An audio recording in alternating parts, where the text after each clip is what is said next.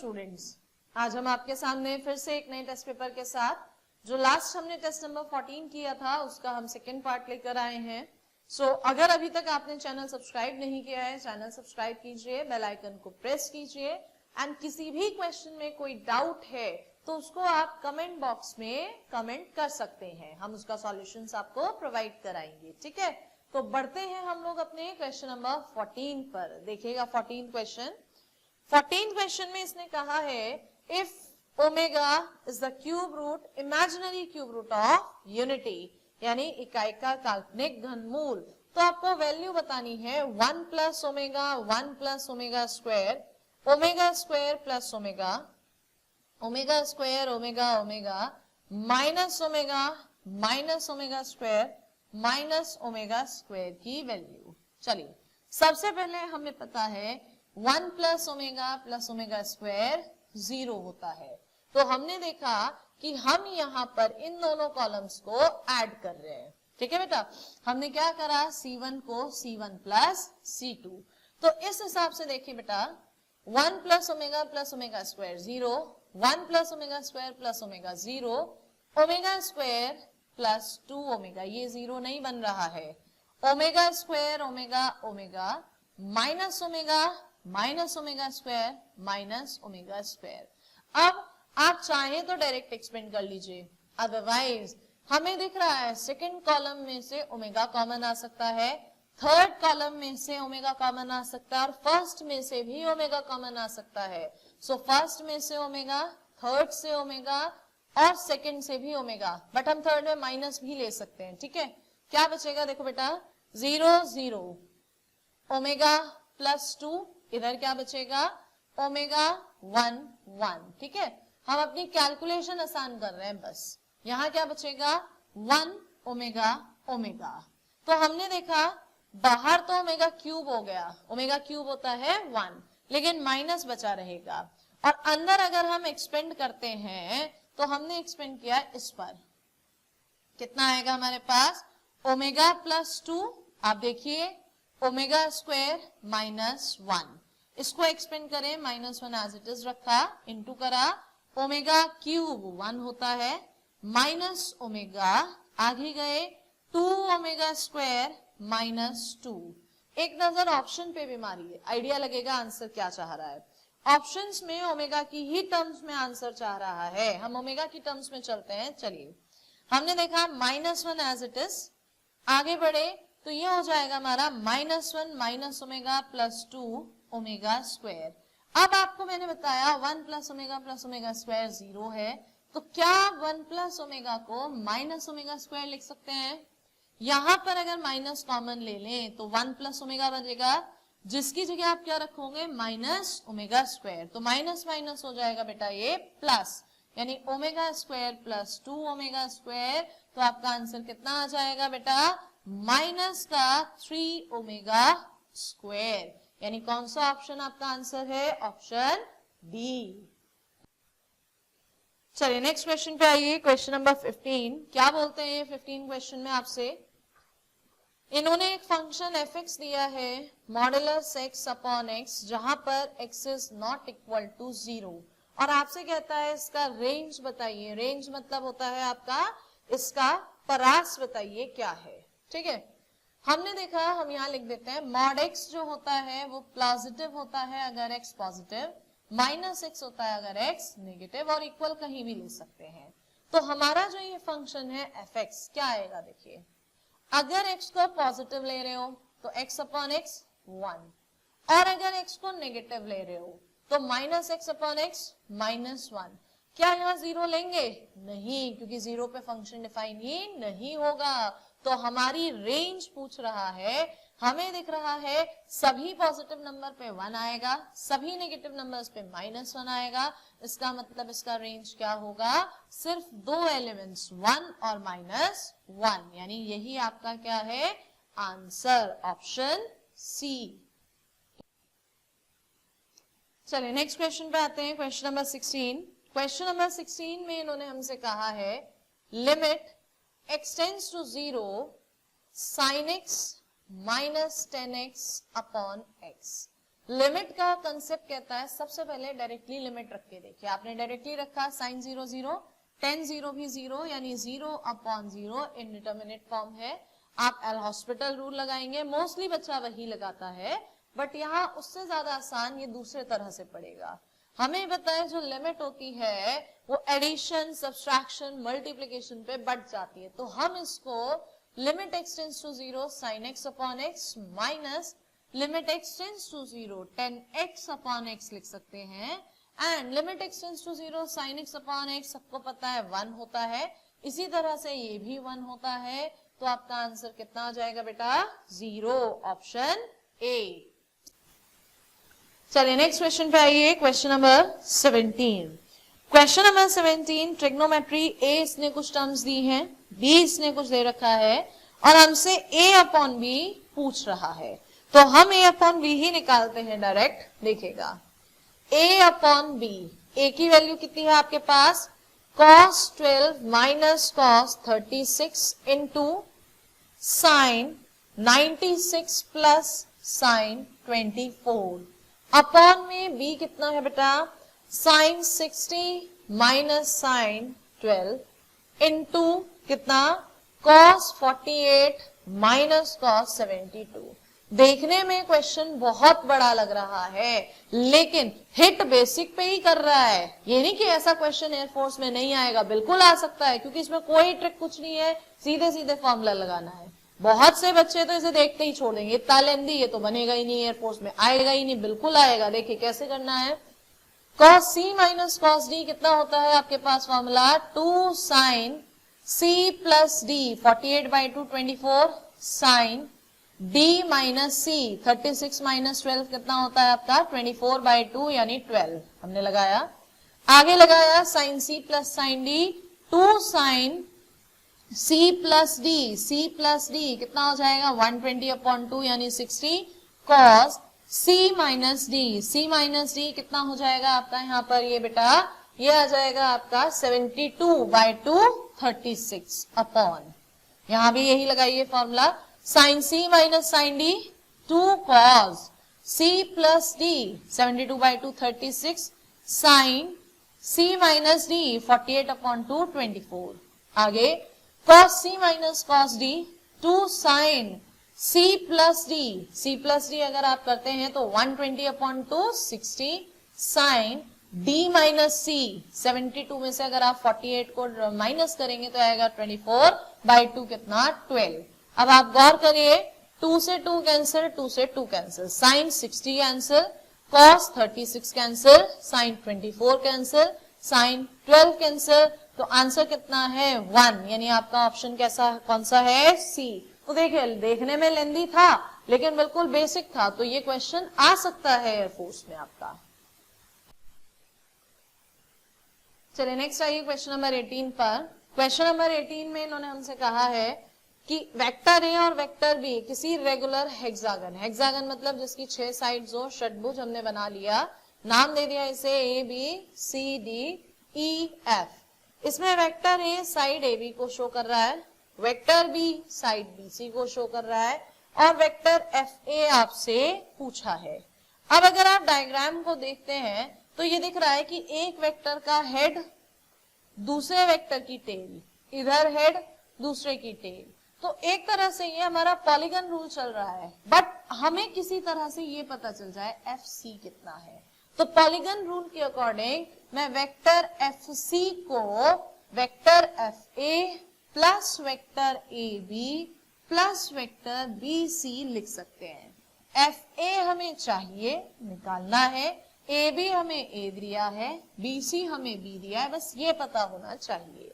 अब ये 9th class का कंसेप्ट है कि उसने रेगुलर हेक्सागन दिया है, सो हेक्सागन में कोई भी डायगोनल हो अपनी अपोजिट साइड का क्या होता है डबल। तो अगर हम देखें एफ सी की opposite side A B, direction भी सेम है, यानी हम एफ सी को क्या लिख सकते हैं double of A B, that means कितना 2a। तो ये हो गया 2a, यानी हमारा एफ ए कितना आ जाएगा बेटा, उठ के इधर आएगा a माइनस बी, यानी हमारा ऑप्शन कौन सा है बी ऑप्शन। चलिए नेक्स्ट आते हैं क्वेश्चन नंबर 19 पर। क्वेश्चन नंबर 19 में इन्होंने हमसे कहा integration -1/2 to +1/2 equal and half और लिमिट्स है। इंटीग्रेशन है greatest integer x plus log 1 + x upon 1 - x का ये हमसे पूछ रहा है। ठीक है बेटा, सबसे पहले आप इसको ब्रेक करिए, -1/2 से 1/2 ग्रेटेस्ट इंटीजर x प्लस -1/2 से +1/2 log 1 + x अपॉन 1 - x। तो बेटा देखिए, ये क्वेश्चन तो हम क्लास में भी कई बार बता चुके हैं कि ये हमेशा ऑड फंक्शन होता है, और जब भी ऑड फंक्शन है, इक्वल एंड अपोजिट लिमिट है, तो इसकी वैल्यू तो हो जाएगी 0। इसका मतलब हमें सिर्फ इसे सॉल्व करना है। जिन बच्चों को ऑड फंक्शन नहीं पता, मैं साइड में कर रही हूं। हमने कहा फंक्शन f(x) कितना है, log 1 + x अपॉन 1 - x। अगर मैं x के प्लेस पर -x रख दूं तो ये हो जाएगा log 1 - x अपॉन 1 + x। क्या इसको हम log 1 + x अपॉन 1 - x की पावर -1 लिख सकते हैं? पावर नेगेटिव इधर आ जाएगी, log 1 + x अपॉन 1 - x, तो ये एग्जैक्टली नेगेटिव बन रहा है, यानी ये फंक्शन कैसा है, ऑड। एग्जाम में इतना समय नहीं होता है कि आप इसे पूरा सॉल्व करें, इसलिए ये ओरली हमें पता होना चाहिए। हमें सिर्फ इसे सॉल्व करना है। ग्रेटेस्ट इंटीजर फंक्शन है, इंटीजर पे टूटेगा, यानी ये क्या होगा, -1/2 से 0 और 0 से 1/2। -1/2 से 0 तक आप रखोगे तो इंटीजर आएगा -1, लेकिन 0 से 1/2 तक रखोगे तो इंटीजर आएगा 0। 0 पर तो 0 ही है, इधर सॉल्व करोगे -x, और आपको माइनस कॉमन लेके लिमिट रखनी है -½ और ये 0। तो देखिए कितना आएगा बेटा, upper limit 0 minus lower limit, तो माइनस माइनस हो गया प्लस, लेकिन एक माइनस बाहर है, यानी कितना है आंसर, -1/2, ऑप्शन ए। चलिए नेक्स्ट आते हैं अपना क्वेश्चन नंबर 20 पर। ये कहता है कंसिडर द पैरेललोग्राम। पैरेललोग्राम मतलब समांतर चतुर्भुज। हमने बना लिया एक पैरेललोग्राम, नाम दे दिया ABCD। इसने हमें A के कोऑर्डिनेट्स निर्देशांक 1 2, B के हमें दिए हैं 4y, C के हमें दिए हैं x6 और D के हमें दिए हैं 3 5। ठीक है, अब आगे का क्वेश्चन मैं बाद में पढ़ूंगी, पहले मैं यहीं से देख रही हूं कि मेरे पास ये x और y अननोन है। मुझे पता है पैरेललोग्राम के जो डायगोनल्स होते हैं, विकर्ण होते हैं, वो बाइसेक्ट करते हैं, समद्विभाजित करते हैं, यानी जो AC का मिड पॉइंट है और जो DC का मिड पॉइंट, DB का मिड पॉइंट है, वो बराबर है। तो AC का मिड पॉइंट बेटा 1 + x अपॉन 2 आएगा, और y कोऑर्डिनेट कितना आएगा, 2 + 6 अपॉन 2, बराबर होगा किसके, BD का मिड पॉइंट।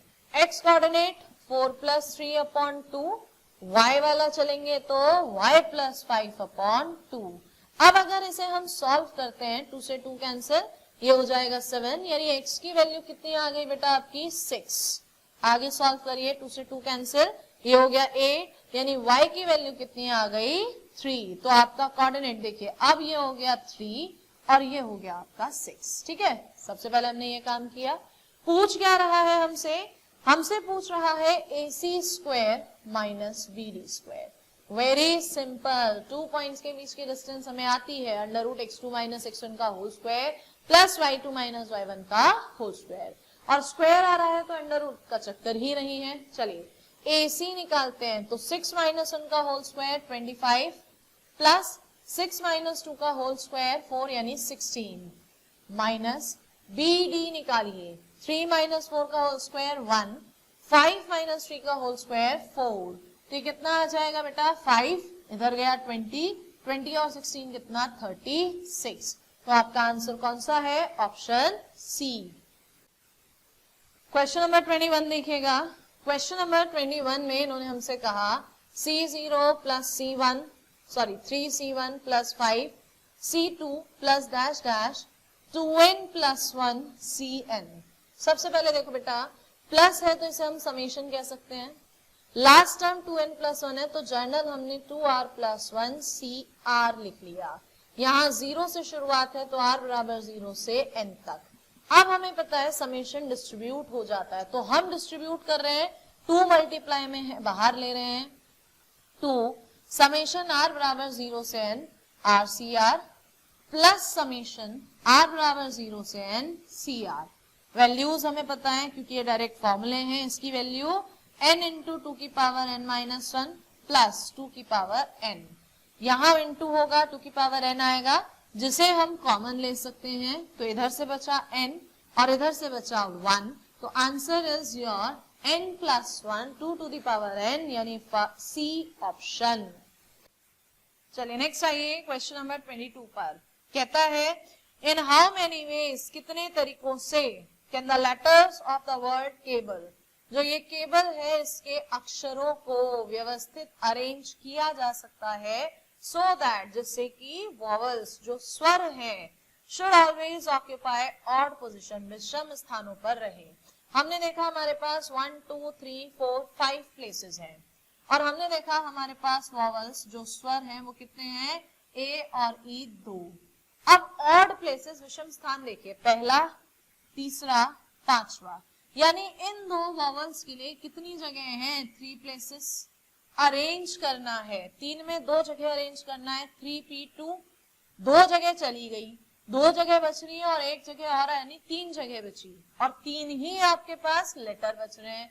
3 जगह पर 3 लेटर को अरेंज करना है। 3p3 फॉर्मूला आपको पता है 3 factorial upon 3 minus 2 factorial plus into 3 factorial upon 3 minus 3 0 factorial, यानी 6 इंटू 6, तो आंसर कितना है बेटा आपका 36, यानी ऑप्शन बी। चलिए नेक्स्ट क्वेश्चन पे आइए 23 क्वेश्चन में इन्होंने कहा 10 square sec inverse 2 plus cot square cosec inverse 3। बहुत से बच्चे तो क्वेश्चन को देखते ही छोड़ देंगे कि आउट ऑफ पैटर्न है, नहीं है, क्वेश्चन बहुत इजी है और बेसिक्स पर ही हिट कर रहा है। देखो जरा, यहाँ बच्चा कंफ्यूज होता है इस स्क्वायर की वजह से।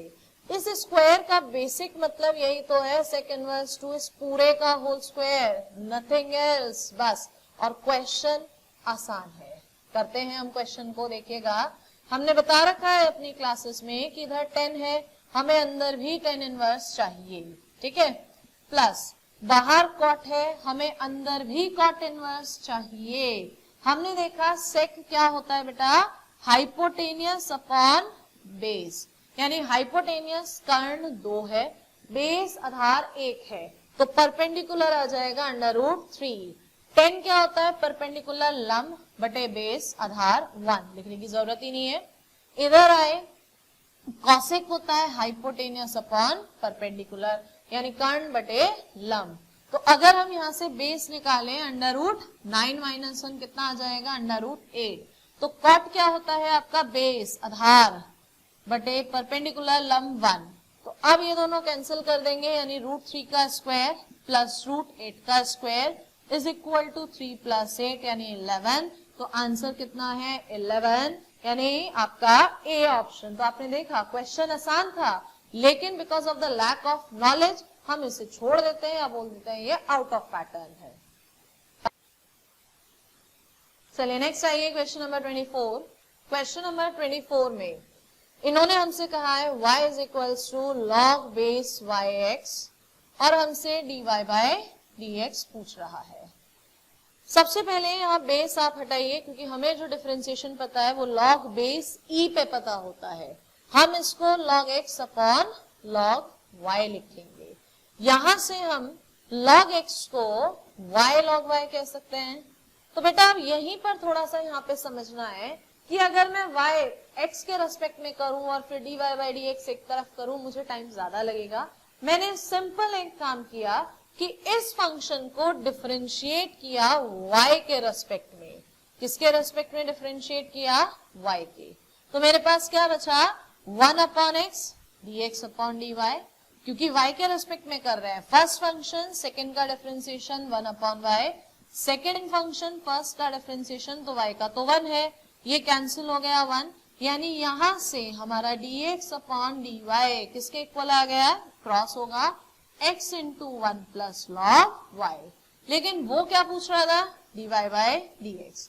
तो dy बाई dx जो है 1 अपॉन dy बाई dx होता है, यानी 1 upon x 1 plus log y। तो यही आपका आंसर है, यानी ऑप्शन कौन सा बेटा, सी। चलिए बढ़ते हैं अपने लास्ट क्वेश्चन पे, क्वेश्चन नंबर 25। क्या कहता है आपसे ये, एक फंक्शन इन्होंने fx मुझे दिया है, modulus 3 minus x plus mod 2 plus x plus mod 5 minus x, और इसकी हमसे पूछ रहा है मिनिमम वैल्यू। देखो बेटा, ये क्वेश्चन अगर हम डिस्क्रिप्टिव लेंदी कंसेप्ट मेथड से करें तो ये बैठेगा 8-10 लाइनों का, ठीक है, क्योंकि इसमें हम क्या करते हैं, मॉड हटाते हैं, फंक्शन निकालते हैं, किस रेंज में ये इंक्रीजिंग है, किस रेंज में डिक्रीजिंग है, चेक करते हैं।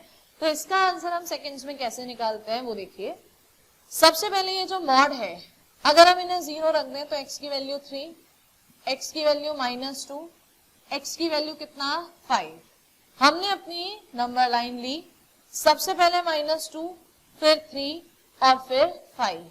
तो ये जो हमारा स्टार्टिंग का पॉइंट है और जो ये हमारा लास्ट का पॉइंट है, हम सिर्फ इनके बीच की डिस्टेंस देखेंगे, वही हमारा आंसर है। तो क्या है इनके बीच के डिस्टेंस, 5 माइनस -2, दैट मीन्स कितना 7, विच इज अवर आंसर, यानी ऑप्शन कौन सा बेटा, ए। अगर आप लोगों को क्वेश्चन समझ में आए हैं, कोई डाउट अगर है आपको तो कमेंट बॉक्स में लिखिए। चैनल अगर सब्सक्राइब नहीं किया है तो चैनल को सब्सक्राइब कीजिए, बेल आइकन को प्रेस कीजिए। And best of luck for your coming exam.